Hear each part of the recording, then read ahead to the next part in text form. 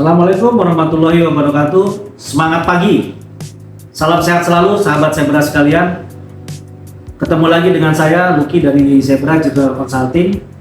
Sebelum masuk ke materi, sebelum ke hal-hal yang kita bisa sharing, tidak lupa saya ingatkan untuk sahabat Zebra, silakan untuk komen di bawah, sampaikan apa yang menjadi pertanyaan sahabat Zebra untuk di episode berikutnya bisa saya bahas lebih detail.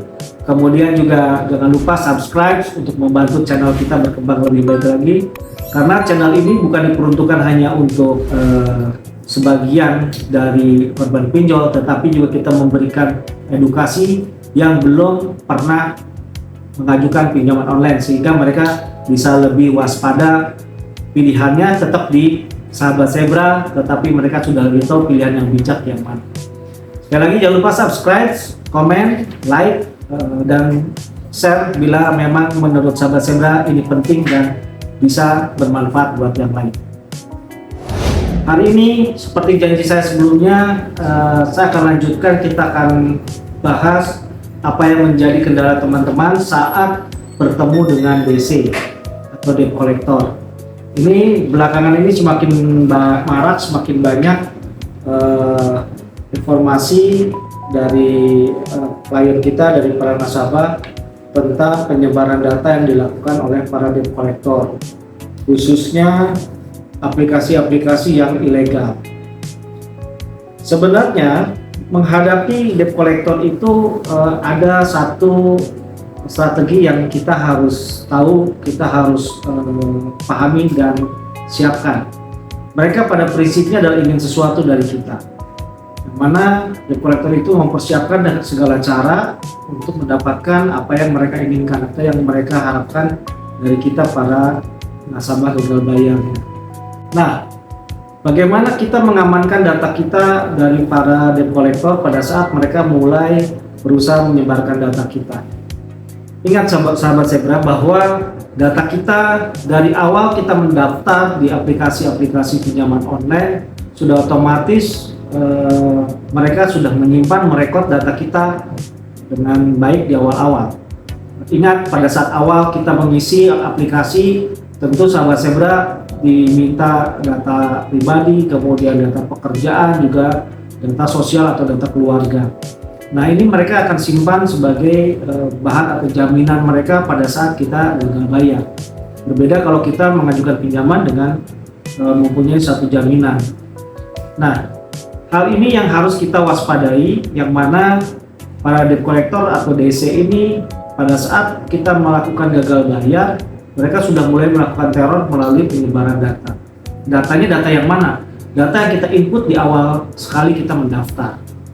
Jadi jangan heran kalau kok bisa mereka menghubungi kontak kita, kok bisa mereka menghubungi kontak darurat kita, kok bisa nama si A, nama si B yang kita telepon atau kita hubungi sehari-hari mereka bisa akses. Karena mereka memang sudah masuk di akses data kontak kita. Sahabat Zebra, tidak hanya kontak kita yang diakses oleh mereka, tetapi juga galeri atau daftar galeri kita di dalam handphone. Selain itu, ada beberapa yang saya terima chat itu atau terima SMS, terima komen. Bisa nggak sih kita berikan kepada aplikasi pinjaman online itu data samaran atau data fake? Bahkan mungkin beberapa dari sahabat Zebra ada yang ditawarkan untuk mendapatkan pinjaman dengan menggunakan data fake atau data samaran, data palsu. Jelas ini tidak mungkin, apalagi kalau kita sudah masuk sebagai member di aplikasi tersebut. Seperti tadi saya bilang di awal, data kita sudah dari awal diinput sama mereka, sehingga sulit sekali kita merubah data yang sudah masuk. Penting disadari oleh sahabat Zebra, pada saat kita mendaftar, seringkali terjadi adalah kita dalam kondisi darurat, dalam kondisi mendesak. Bagaimanapun caranya, yang penting pinjaman keluar dulu, dapat dulu, sehingga mengabaikan hal-hal yang sifatnya keamanan terhadap data kita, terutama data pribadi dan data kontak serta data galeri. Kenapa data galeri juga harus kita lindungi? Mungkin sahabat Zebra sudah banyak yang mendengar atau banyak kasus terjadi dengan menyebarkan data melalui foto-foto pribadi kita. foto kita sedang berlibur, foto alamat rumah kita, foto sekolah anak kita, dan lain sebagainya.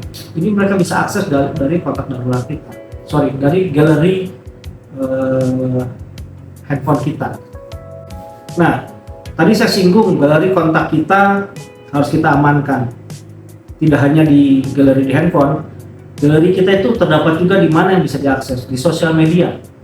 Mungkin sebagian sahabat Zebra ada yang diminta pada saat mendaftar di aplikasi tautan ke sosial media atau akun sosial media, apakah Instagram, Facebook, atau yang lainnya. Nah, ini pun harus hati-hati. Pada saat kita sudah pada posisi gagal bayar atau posisi kita menunggak terhadap kewajiban kita pada aplikasi pinjaman online, kita harus hati-hati mengamankan juga data-data kita yang ada di sosial media, karena mereka pun bisa mengakses ke sana. Tentu sahabat Zebra ingat, pada saat mengajukan aplikasi tersebut, dia ada permintaan akses tertentu kita yang harus kita izinkan. Kita tidak baca dulu rinciannya, kita langsung klik izinkan. Inilah berbahayanya mereka bisa masuk ke akses pribadi kita. Tentu kalau ini sudah terjadi, sahabat Zebra harus lakukan segera private akun kita, akun sosial media segera di private, istilahnya digembok gitu ya. Lain cerita kalau mereka pakai hacker membobol juga, yaitu ya apesnya kita. Tetapi langkah preventif kita adalah kita harus amankan tidak hanya akun di kontak kita, tetapi juga di sosial media kita. Sahabat Zebra tentu akan dengan sangat mudah juga melihat siapa yang mau mengakses sosial media kalau kita sudah private akun kita. Nah, apa yang harus kita lakukan kalau misalnya debt collector ini sudah dengan gencar, rutin, mulai menelpon sehari bisa 20 kali sampai 80 kali mungkin dari berbagai nomor yang mereka bisa rubah-rubah nomornya. Sahabat Zebra tahu, satu debt collector itu dia akan pegang beberapa nomor yang mereka bisa lakukan untuk melakukan kontak dengan nasabah, ya, dengan kita, gitu kan? Kemudian mereka lakukan dengan berbagai cara, telepon, kemudian telepon dengan WA, kemudian SMS, kemudian juga chat WA. Itu semua mereka akan lakukan. Bagaimana caranya mereka bisa berkomunikasi dengan kita? Kuncinya satu, jangan sekali-sekali kita jawab. Sekali kita jawab atau kita respon berupa SMS, chat, WA, atau kita jawab teleponnya, otomatis mereka diberikan harapan bahwa oke, nasabahnya masih bisa kita hubungi. Artinya masih ada peluang untuk ditagih. Nah, kalau ini terjadi, ya siap-siap saja berikutnya akan lebih gencar lagi mereka mencari kita melalui telepon, SMS, atau chat tadi.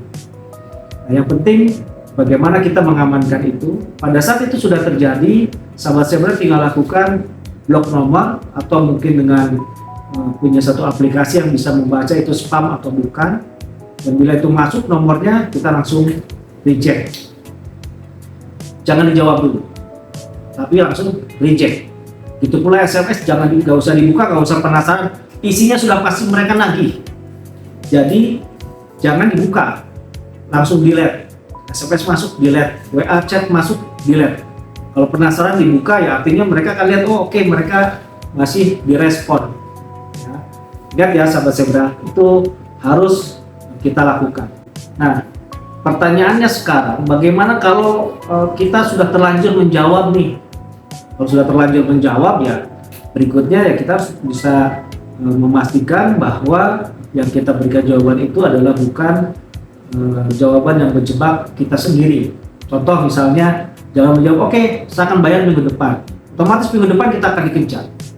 Jadi apapun yang kita sampaikan itu harus betul-betul difikirkan, jangan karena kondisi panik atau kondisi kita takut. Tidak ada yang perlu ditakutkan. Mereka bicara sembarangan, mereka bicara dengan suka hati, ya karena mereka tidak berhadapan langsung dengan kita. Hanya melalui chat, siapapun melalui chat itu akan jauh lebih berani. Masa Anda kalah? Ya kan? Anda harus lebih berani justru. Karena Anda yang diintimidasi, Anda harus bisa lawan. Nah, bila itu terjadi terus, sebetulnya ada titik lemah buat debt collector. Kenapa? Karena di dalam aturan OJK yang terbaru itu menjelaskan bahwa siapapun debt collectornya, apakah itu debt collector dari aplikasi legal ataupun ilegal, bila dia melakukan pengancaman, kemudian melakukan intimidasi dengan yang cara-cara yang kasar atau kotor, itu kita bisa laporkan ke pihak OJK. dan otomatis OJK akan menegur pihak aplikasinya. Ujung-ujungnya bisa jadi mereka diblokir.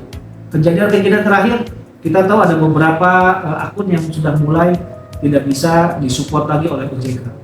Gitu ya, ada akun paylater Aku Laku pun sekarang diblokir. Mereka tidak bisa lagi memberikan fasilitas layanan paylater di Aku Laku. Mungkin layanan lainnya mereka masih jalan. Kenapa bisa begitu? Nah, ini karena ada banyak keluhan, kemudian juga ada kewajiban-kewajiban dari pihak aplikasi yang tidak bisa dipenuhi ke pihak OJK. Jadi kita sebagai nasabah tetap dilindungi oleh OJK dalam hal ini untuk keamanan kita menghadapi para debt collector.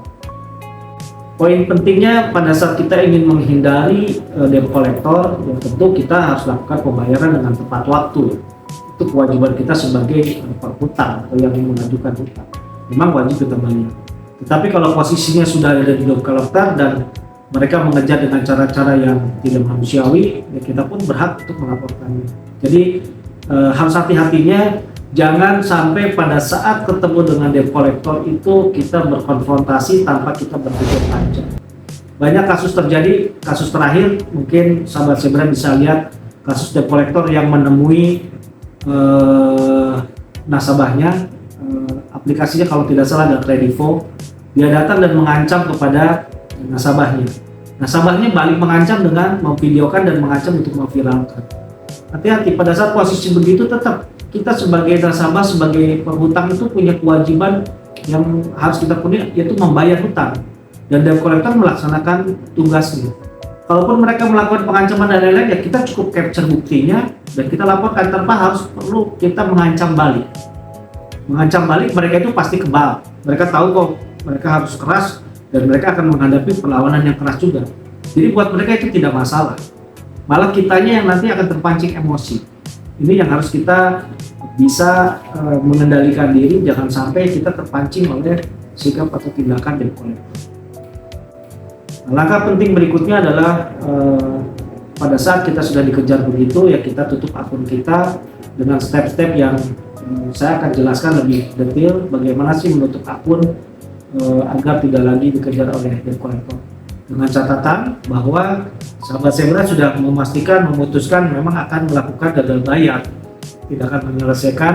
Dan gagal bayar, sekali lagi saya ingatkan, bukan tidak beresiko, bukan tidak berkonsekuensi, ada, yaitu nama baik kita otomatis akan kena blacklist di BI Checking.